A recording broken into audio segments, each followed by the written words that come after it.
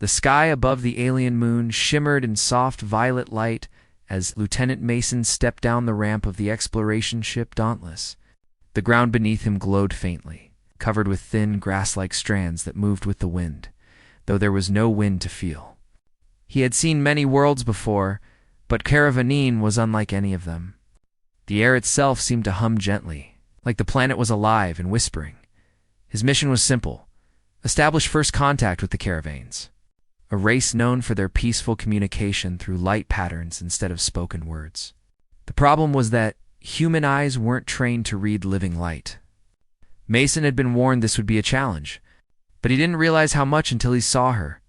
Triel stood at the end of the path leading from the landing site, surrounded by a group of tall, slender figures who shared her same faintly silver skin and luminous patterns that danced across their upper bodies. She was shorter than the others and had a curious spark in her wide eyes. The markings across her chest and shoulders glowed in shifting shades of blue and green, pulsing like the rhythm of a slow heartbeat. For a long second, Mason forgot to breathe. Captain Willis's voice came through the comms. "Lieutenant, you're our language specialist. Step forward and begin the greeting." Mason blinked, clearing his thoughts. "Yes, sir." He walked toward Triel, holding the translation device at his belt. The caravan's leader gestured softly, and the others stepped back, leaving the young alien woman standing alone in front of him. The device began to hum, scanning the color frequencies from her body patterns. She tilted her head, studying him. Her expression was open, curious. Mason tried to remember the proper words for first contact, the formal human introduction that had been rehearsed dozens of times. But when she stepped closer, the light across her upper body shifted, tiny waves of glowing motion that seemed alive. Her chest shimmered with gentle gold tones that formed flowing lines and patterns. It's almost like moving script. Mason didn't know why, but he couldn't look away. The lights pulsed in perfect time with her voice as she began to speak in a language. It sounded like music underwater. The translator caught up a few seconds later. "Welcome, visitor from the stars. You are the one they call Mason." "Yes," he said, blinking quickly. "Lieutenant Mason, I come in peace on behalf of the Terran Alliance." She smiled at least. It looked like a smile. The corners of her lips curved, and her eyes brightened. Then her lights changed again, rippling with soft pink and silver streaks. Mason tried to understand, but his eyes followed the glowing pattern across her collarbone and chest, as if his brain was trying to decode a language, written in motion. Then she suddenly paused, her expression turning puzzled. "Why do you keep staring at my chest, human?" she asked. The translator repeated it clearly, and Mason froze in place. The words hit him like a shockwave. His heart almost stopped. All around, his team went silent. Even Captain Willis didn't say a thing through the comms. Mason felt heat rise to his face. "You know, I wasn't," he stammered, holding up his hands. "I was just trying to read the light patterns. I swear." The alien woman blinked twice, then laughed softly. The sound was musical, almost like chimes. Her body lights turned a calm blue that shimmered across her chest in slow waves. She said after a pause, her voice warm. "So you were reading me?" Mason hesitated, still trying to recover from the embarrassment. "Reading you?" She nodded and took a step closer, the soft light around her creating a faint halo. "Our bodies show our thoughts. When I speak, the light follows the meaning. It helps others understand my emotions. We do not hide anything." Us. "Amazing," he said honestly. "On Earth, we use words, but they can be false. People can lie." Her expression turned curious again. "You can lie? You can speak one thing and feel another?" Mason nodded slowly. "Yes, humans can do that." Triel tilted her head. "Then how do your people trust one another?" The question left him silent. He looked down for a moment, unsure what to say. "Sometimes we don't," he admitted. Triel's lights dimmed slightly, fading into soft gray tones that the translator identified as sadness or reflection. "That sounds lonely," she whispered. He wanted to respond, but his throat felt tight.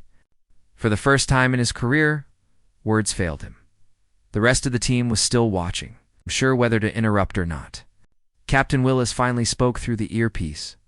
"Lieutenant, proceed carefully. Remember, every gesture might have a meaning." "Understood," Mason replied quietly, still keeping his gaze respectful this time. He took out a small silver emblem, a peace symbol from Earth.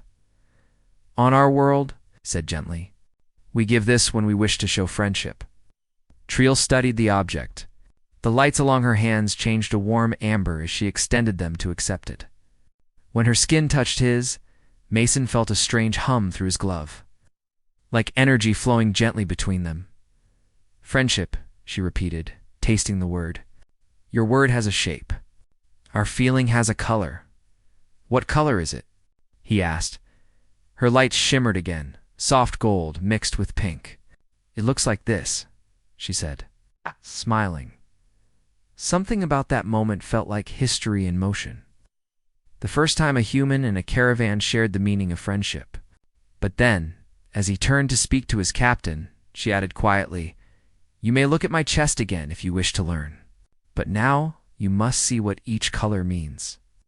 The translator repeated her words, and Mason almost coughed in surprise. The rest of the crew tried hard not to laugh through the open gums. He sighed softly and said, "Maybe later, when I'm less likely to embarrass my entire species." She tilted her head again, confused but amused. "Your kind is strange," she said. "You hide your emotions behind words, yet your face tells everything." He smiled slightly. "We're still learning." The following hours were filled with cautious communication.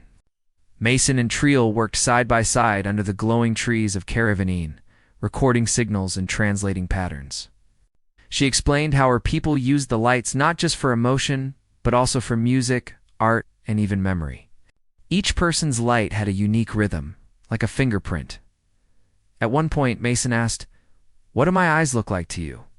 Triel studied him quietly. "Strange," she said softly.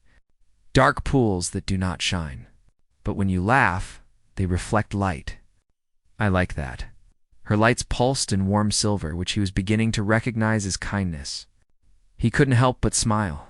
"Then I'll try to laugh more often." Later that night, the human camp was set up near a crystal ridge that reflected the alien moon's pale light.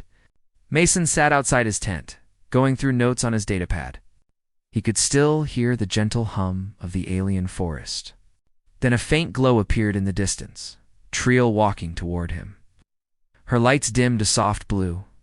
"You are alone," she said, stopping a few feet away.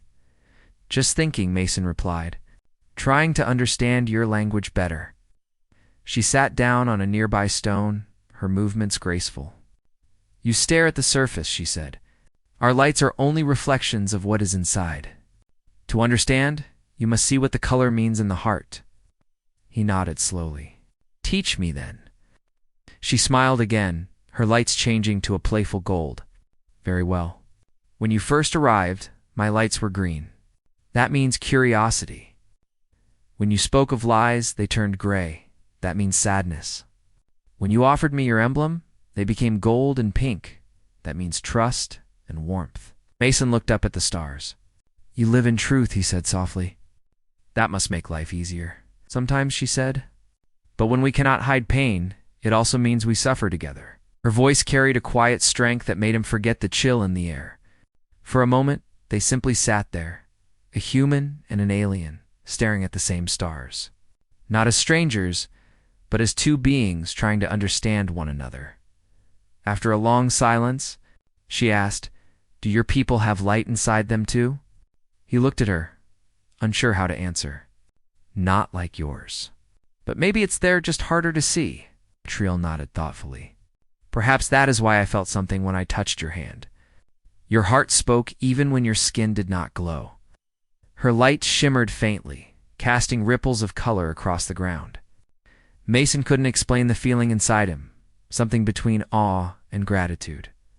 Finally, she stood up and said softly, "Tomorrow, we will show you how to speak with light. But for now, rest human. Your eyes are tired from reading what cannot yet be read." She walked away, her lights faded into the forest like drifting stars. Mason watched her go, the translator silent now. As if words were no longer enough. For the first time since landing on Caravanian, he felt something beyond curiosity, a connection that couldn't be explained by science or translation. He looked at the night sky and whispered to himself, maybe the lights aren't just language. Maybe they're truth. Inside the forest, a soft golden shimmer blinked once and faded into the violet dawn. The next morning came quietly on Caravanine. The twin suns rose over the glowing forest, painting everything in soft golden mist. Lieutenant Mason woke to the gentle hum of alien insects, their wings shining like glass. He stretched his arms and looked outside his tent. The camp was calm. The humans were preparing equipment while the alien delegation observed from a distance. Glowing faintly in their natural light patterns, Mason rubbed his eyes and smiled faintly. Yesterday had been strange and unforgettable. He had embarrassed himself in front of an alien diplomat, learned an entirely new way of communication, and somehow gained a new friend, Triel. He still couldn't believe how fast. Trust had grown between two species that had met only a day ago. When he walked to the meeting area, Triel was already there, waiting beside a large crystal pond. Her reflection shimmered in the surface, the colors from her body dancing with the ripples of the water. Her light was a calm shade of blue and gold, a sign of peace. "If Mason remembered correctly, you came," she said, her voice light and warm. "I said I would," Mason replied, smiling. "You promised to teach me how to speak with light." She nodded slowly. "Yes. But first, you must learn how to see." He frowned. "See, yes," she said, gesturing to the pond. "You see color, but you do not feel it. To speak with light, you must feel what it means." Mason crouched by the water. His reflection stared back at him, tired eyes, short brown hair, and a face that looked more nervous than he wanted to admit. "I'm not sure I can do that," he said. "Humans don't glow."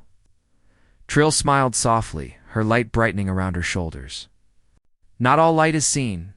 Some is carried here." She placed a hand on her chest, right over her heart. He looked at her for a moment, and then nodded. "Okay, so where do we start?" She moved closer, the air around her humming gently. "When we speak, our emotions flow to the skin. You must find a way to let yours show through your eyes. Your people hide behind words. Stop hiding," Mason chuckled nervously. "That's easier said than done. And stop saying," she said simply. "Just feel." Her lights brightened to gold again, and Mason watched in silence. It was mesmerizing. The glow pulsed in rhythm with her breathing. He didn't try to analyze it this time. He just watched. Something in the calm way she moved began to make sense to him. As if the colors were forming words his heart understood before his brain did. After a long pause, she spoke again. "Tell me what you see." "I see calm," he said slowly, "and something gentle." She tilted her head slightly, pleased. "Good. That is peace. It means you are safe here." He smiled faintly. "You're a good teacher. And you are an honest student," she said. "Your eyes no longer run away when you look at me." Mason laughed quietly, feeling a little embarrassed again.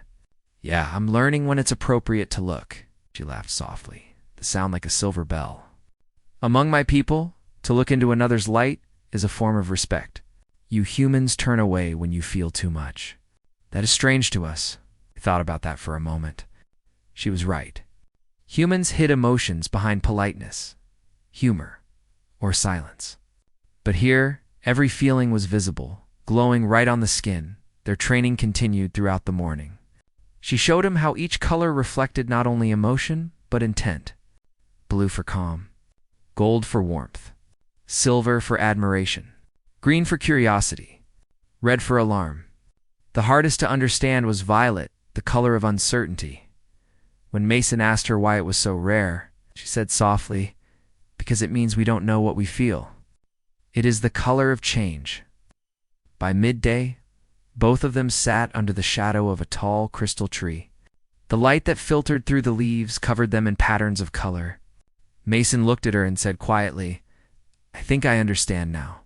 Your light is like music, and each color is a note." Triela's lights pulsed with surprise and then joy. "Yes," she said. "Exactly.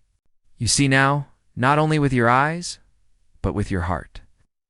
Their translator recorded every word, but Mason barely noticed the small device buzzing at his side. He was lost in the wonder of understanding something no human had before. Later that day, Captain Willis and the other officers arrived to review the communication logs. "You've made great progress, Lieutenant," the captain said. "But remember, these people still don't know if they can trust us fully. Don't get too comfortable." Mason nodded. "Understood, sir?" But Traelle, standing beside him, seemed to sense the shift in tone. Her lights dimmed slightly to gray uncertainty. She stepped back and said softly, "You are worried." "It's just how we work," Mason explained. "We always stay careful, even with friends." She asked. He hesitated. "Especially with friends. It keeps them safe." Her light flickered between blue and green, showing she was thinking. "That is not how we live. To us, trust means to open your light completely." He didn't know how to answer that, but he felt her words linger in his chest long after she walked away. That night, the stars were bright over Caravanine, the humans were resting, and the alien camp glowed like a field of floating lanterns in the distance. Mason wandered to the edge of the forest, unable to sleep. He heard soft footsteps behind him. "You are restless," said Triola's voice. He turned and smiled faintly. "You can tell that from my face now?" "I can tell it from your silence," she said. He laughed softly. "You're getting better at reading humans, too." She joined him by the ridge, and they both looked up at the strange sky filled with two moons. For a while they didn't speak. Then Triel said quietly, "When I was chosen to meet your kind, I was afraid." "Afraid of what?" "That you would see our light and think it makes us weak." He shook his head. "No, I think it makes you brave. You live with your emotions in the open, and that's something we've forgotten how to do." Her lights flickered in warm silver, and she whispered, "Then perhaps we can learn from each other." Mason nodded. "That's what I'm hoping." For a moment, the only sound was the soft wind through the glowing trees. Then, without warning, a sharp tone echoed from Mason's communicator. He frowned and pressed it. Lieutenant Captain Willis's voice came through. "We've just detected energy surges nearby. Could be unstable tech or a defense mechanism. Stay alert." Mason looked toward the forest. The glowing ground had started to pulse irregularly, as if reacting to something underground. Trill's lights turned amber with concern. "What's happening?" he asked. She looked toward the horizon. "Something old is waking." Before he could ask what she meant, a low rumble shook the ground. The pond from earlier began to glow brighter and brighter until the water rose like mist, forming shifting geometric shapes above its surface. "It's a resonance field," Mason said, reading his scanner, "but it's reacting to our equipment." Triole's lights turned red. "You must shut it down," she said urgently. "The old Guardians will see it as a threat." He hurried to his communicator. "Captain, we're triggering some kind of defense field. We need to power down the generator." But static filled the line. The human camp was too far to hear him. Then the sky erupted with lines of light that descended toward the pond, striking the water and turning it into a swirling column of energy. Out of it rose tall metallic figures, ancient machines covered in vines and glowing symbols. Their eyes burned with blue fire. Triel stepped forward, raising her hand. Her light flared bright gold, sending a wave of calm through the air. "They respond to emotion," she said quickly. "Do not fight them. Show peace." Mason nodded and slowly stepped beside her. He turned off his weapon display and opened both hands. "We mean no harm," he shouted, though he knew they might not understand his words. Trill's body shone brighter, the light moving in rhythmic waves. Mason's heart pounded as he watched her courage, her steady breath, her complete calm, even as towering machines surrounded them. The robots stopped moving. The glow in their eyes flickered uncertainly. Trill turned her head slightly toward Mason. "Now, you miss," she whispered. "You must help me speak to them. You must let your heart show." He swallowed hard. "I can't glow like you. We can feel," she said. "That is enough." So Mason closed his eyes. He thought of Earth, the oceans, the laughter of his crew, and the kindness he saw in Triol's eyes. When he opened them again, he looked directly at the machines and took a slow, deep breath. Something strange happened then. The sensors on his wrist blinked in soft white pulses, mirroring his heartbeat. Triol's light synchronized with it, human rhythm blending with alien glow. The towering guardians slowly stepped back, their lights dimming to peace. The resonance field lowered back into the pond, leaving only ripples in the water. Mason stood frozen, breathing hard. Did that really work? Triol nodded slowly, her lights calm again. You spoke without words. They listened. He looked at her in disbelief. So, I can glow after all. She smiled softly. You see now? Not all light is seen with the eyes. As they walked back toward camp, Mason felt something shift inside him, a realization that what connected them wasn't technology or translation, but understanding.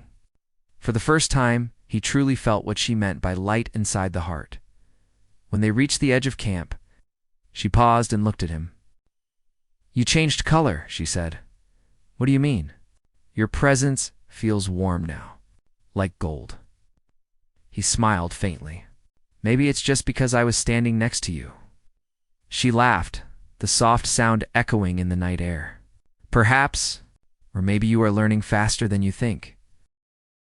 The morning sun of Caravanine spilled over the crystalline forest, scattering rainbow-like reflections across the soft grass.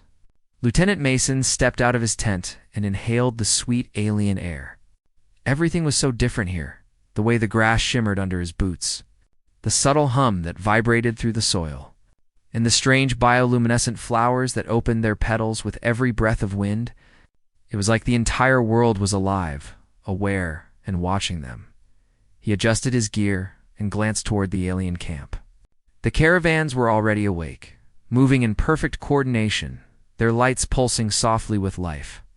Triol was among them, her golden and blue lights glimmering as she moved with graceful confidence. She noticed Mason and stepped forward. Today, human, she said, her voice calm but commanding. You will learn more than words can tell. You will learn how to speak with light. Mason swallowed and nodded. I'm ready. I'll try my best. Triol smiled faintly, her lights flickering with warmth. You must not try. You must feel. That is the difference. They walked toward the crystal pond again, where the strange resonance from the day before had settled into a calm shimmer. Mason looked at the water and felt a wave of anticipation. He knew that today he was stepping into something beyond any mission he had ever experienced. Tea. Riel knelt by the pond and gestured for him to do the same. We begin with reflection. Watch the water. See yourself not as human, but as a being of emotion and intention. Do not hide. Do not fear. He stared at the rippling surface. His reflection looked back, but for the first time, he tried to see more than his physical form. He tried to see himself as a source of something of courage, curiosity, and truth. It was harder than he expected. Triol placed a hand on the water, and her light flared gold and silver. Tiny ripples moved toward him. Feel what I feel, she said. We share energy. Not all communication needs words. Let your heart speak. He had spent his life using logic, reason, and words to communicate. Now, for the first time, he had to trust a feeling he had never named. He took a deep breath and focused on the warmth in his chest, the simple truth that he wanted to protect, to understand, and to connect. Suddenly, the water shimmered with his reflection in gold. He gasped. His own heartbeat seemed to ripple outward, and Triol's light responded, brightening with a rhythm that matched him perfectly. You did it, she said softly. Your color is beginning to show. Color? Mason asked, still stunned. Energy, intent, emotion, she explained. Your kind hides it, but it is there. You just need to trust it. Let it move, let it shine. He focused again, and this time, he tried to project curiosity. His heartbeat quickened. The water reflected faint pulses of green. Triol's eyes widened. Curiosity, she whispered. You can learn quickly, human. Few understand so soon. Mason smiled, a little relieved. So, I can really do this? Yes, but there is more, she said. We must learn harmony. Light alone is not enough. It must flow with intention. For hours they practiced. Mason's heartbeats began to match Triola's pulse. Every color they created was a message. Gold for warmth, silver for admiration, green for curiosity, and blue for calm. He felt an incredible bond growing between them. He could see now why the caravans trusted what humans could never understand. Every flicker was truth. Every wave of light a story. By mid-afternoon, Mason felt exhausted but exhilarated. His emotions were raw and pure, and the connection to Triol was growing stronger. He could sense her curiosity, her amusement, and her confidence in him. Good, she said finally, resting against a crystalline tree. You understand how to speak, but now you must learn to listen. To read the light in ways that words never could. Listening with light, Mason repeated slowly, trying to grasp the concept fully. Yes, she said. When we read, we feel. We sense intention, truth, and depth. Now close your eyes and try to hear without ears. He obeyed, closing his eyes and focusing on the faint shimmer of her light. He could feel it ripple across the space between them, brushing against him softly. It was almost musical. The shifts in color created a rhythm he could feel in his chest. Slowly, he began to interpret it. A golden pulse meant encouragement. A silver flicker meant respect. Green spirals meant curiosity. He realized he could feel meaning, not just see it. You are quick, Triol said, her lights flickering faintly in pride. Few humans ever reach this stage. You are learning the language of our kind. Of all kinds.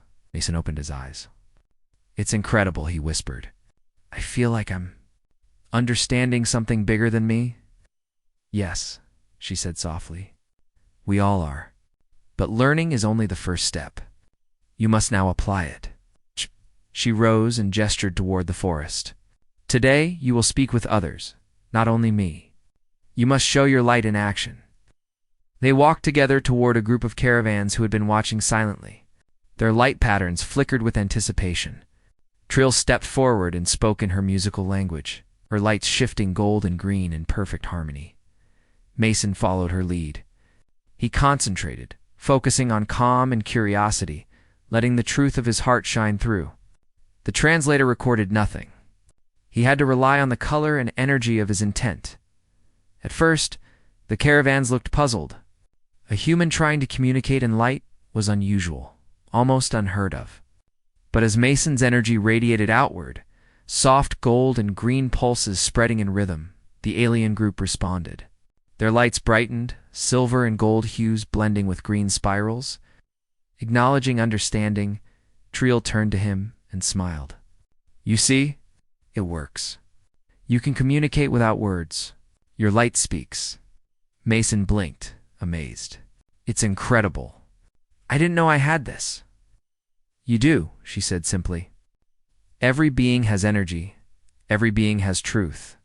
Most humans just do not know how to see it. As they continued, Mason noticed something else. A few of the caravans were flickering violet, the color of uncertainty. Triol noticed it too and whispered, They are unsure of you. They have never seen a human express truth in this way. Mason nodded. Then I must show them sincerity, right?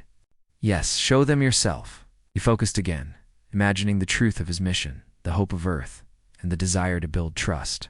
Slowly, waves of soft gold flowed outward, accompanied by pulses of silver and green. The caravans watched, their own lights adjusting in response.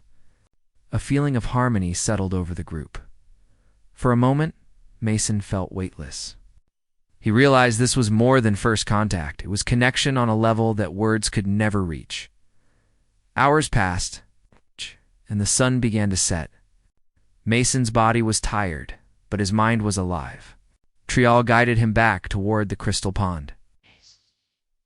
Where they had started that morning? Today you have learned more than most humans ever could, she said softly. But there is one lesson left. You must understand restraint. Restraint? He asked, confused. Yes, she said.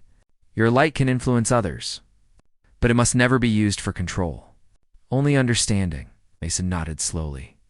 I understand. She held out her hand. Now let us end the day as we began. Reflection. He knelt beside the pond again. The water was calm, reflecting the first stars of the twin moons above. Mason closed his eyes and allowed himself to sink into the quiet. He thought of Triel, of the caravans, of Earth, and of the connection that had formed today. His heart pulsed, sending subtle waves of gold and green outward, merging with Triel's light. For a long time, they sat in silence, sharing a conversation beyond words. He didn't need to ask questions, and she didn't need to explain. The rhythm of their hearts, the movement of their lights, and the calm of the alien world were enough. Finally, Triel rose and whispered, "Tomorrow, we begin a new test. You will see how your light affects not just one, but many. You will learn the power of unity." Mason nodded, feeling both excitement and a strange serenity. "I'll be ready," as he returned to his tent. The glow of the caravans behind him seemed warmer than before. Mason realized something profound. He had not just learned a new language. He had begun to become part of it. Before sleeping, he looked out at the horizon, the twin moons reflecting in the pond, and whispered softly, "Maybe this is what it means to truly connect, to see with more than eyes." And in the alien forest, somewhere not far away, Triel's lights flickered once in gentle agreement. The next morning, the alien sun rose slowly over Kuravani, casting gentle violet and pink light across the crystalline forest. Lieutenant Mason stood outside his tent, stretching, feeling the warmth of the morning on his face. Today would be different. Today, Triel had promised he would see the true power of connection, how light could unite many beings at once, not just communicate between two individuals. He walked to the crystal pond, where Triel was already waiting. Her lights glimmered softly in gold and blue, reflecting the calm of the morning. Around the pond, other caravans had gathered, their lights pulsing in anticipation. Mason could feel the tension in the air, the subtle energy of beings waiting to test the human's understanding. "Today," Triel said, her voice warm but firm, "you will speak not to one, but to all. You must project not only truth, but harmony. Are you ready?" Mason nodded, swallowing his nervousness. "I'll do my best." "Do not try," she reminded him. "Feel, that is all that matters." He closed his eyes and focused on the warmth in his chest, on the trust and courage he had felt since meeting her. Slowly, he allowed the energy to flow outward. He did not know what the caravans would see, but he could feel it moving from him, spreading like ripples across a pond. Triel's lights flared in encouragement. She extended her hands toward the gathering aliens, and their lights shifted in response, pulsing in harmony with his energy. Mason opened his eyes and saw what he had never imagined possible. The alien beings before him were matching his rhythm, their colors blending in a mesmerizing dance of gold. Silver, blue, and green dot. One caravan hesitated, its lights flickering violet uncertainty. Mason focused on calm and warmth, sending the energy of reassurance outward. The violet shifted to silver and gold, and a wave of understanding passed through the group. Triel smiled proudly. "You see," she whispered, "even the unsure can understand if you speak truth." Mason felt a thrill of achievement, but he knew the test was far from over. Triel led him toward the largest crystal tree near the pond. Its branches stretched high, refracting the twin suns into thousands of tiny rainbows. "This tree," she explained, "is a living archive. It senses energy, intention, and light. You will now project to the tree. Show it your truth." He approached, nervous. The crystal surface shimmered faintly as he neared. Mason closed his eyes and concentrated, imagining all the experiences of the past days, the first contact, the misunderstandings, the lessons in light. In the moments of connection with Triel, a pulse of gold and green emanated from him, faint at first, then stronger. The tree trembled softly, responding with its own colors, a rainbow cascade flowing along its crystalline branches. Mason opened his eyes, amazed. He could feel the tree resonating with him. Triel's voice broke the silence. "Do you feel it? The tree reflects your truth. It knows intention. It knows the harmony between beings." Mason nodded slowly, breathing hard. It's incredible. It's alive, yes, Triel said, her lights blending gold and silver in excitement. And now you must speak to the others. Let them feel what you feel. He took a deep breath and let his heart guide him. Streams of gold, silver, and green flowed outward, connecting him to each caravan in the clearing. The energy was like music, soft and powerful, harmonizing with the forest, the sky, and the twin moons above. A sudden flash of light made him blink. From the edges of the clearing, other caravans joined, their lights blending into a tapestry of color. Mason realized he was no longer just projecting individually, he was part of a living network.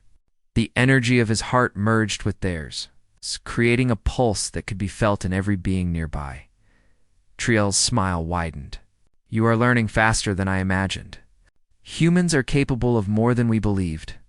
Your heart can guide many, not just one. Mason felt a rush of pride and awe. He was connecting worlds, bridging species in a way words could never do. The feeling of harmony was intoxicating. Then a soft sound interrupted him.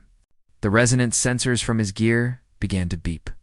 Something approached from the distant forest, a new presence, moving deliberately, but without aggression. Mason tensed. Triel noticed immediately and shifted her lights to alert amber and red pulses flashing in rhythm. They are observing, she whispered, but they are not hostile. Not yet. From the shadows emerged a large caravan elder, its lights deep blue and silver, radiating authority and wisdom. The elder paused, watching Mason carefully. Its energy was intense, almost like a storm held in gentle balance. Mason felt his pulse quicken. Triel stepped forward. Elder Kahira, she said, her lights shifting to calm gold. This human has learned to speak with light. He understands intention, truth, and harmony. He wishes to connect with our people. The elder's eyes, luminous and reflective, studied Mason. The young lieutenant swallowed. He focused, projecting calm, sincerity, and trust. Streams of gold and silver radiated outward, blending with Triel's energy. For a long moment, there was silence. Then the elder's lights pulsed slowly, turning a soft silver with a hint of gold recognition. Mason felt the tension in the clearing ease.